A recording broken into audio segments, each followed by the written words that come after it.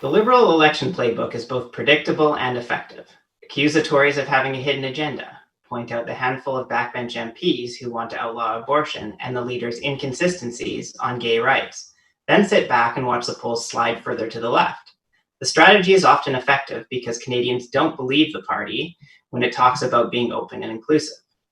Which is why leaked video of Conservative leadership hopeful Erin O'Toole trying to woo social conservatives behind closed doors was detrimental to his campaign. The meeting itself actually took place on Zoom, because actual closed-door meetings are so 2019.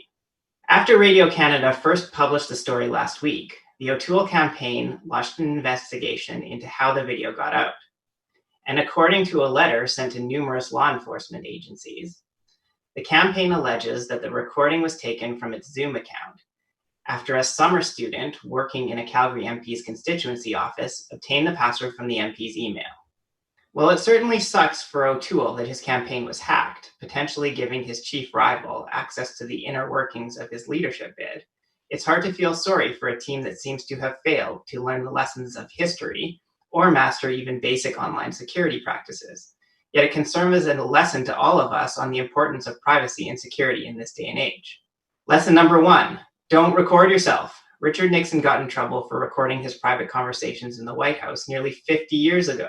You'd think politicians would have learned not to record their private deliberations, because no matter how virtuous they may be, they're likely going to say something at some point in time that will make them look bad if it ever got out.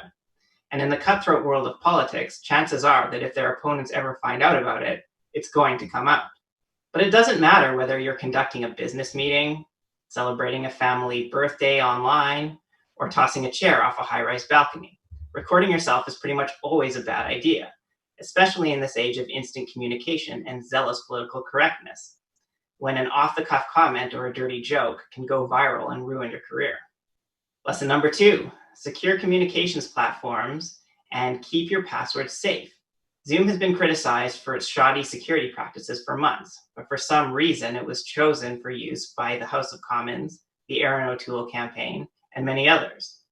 But forget all that, because this is not a case of a sophisticated hacker intercepting communications. This appears to be a case of someone sending login credentials over email, which is never a good idea. Never mind the fact that most emails are unencrypted. In this case, it appears as though the breach was caused by a staffer who had direct access to a computer with the password for a site that hosts the campaign's private communications, sitting there for anyone with access to see. I'm not saying that O'Toole shouldn't be angry or that his staff shouldn't have got the police involved, but a core value of conservatism is taking responsibility for your own actions, and it would sure be nice if O'Toole and his campaign team took responsibility for theirs.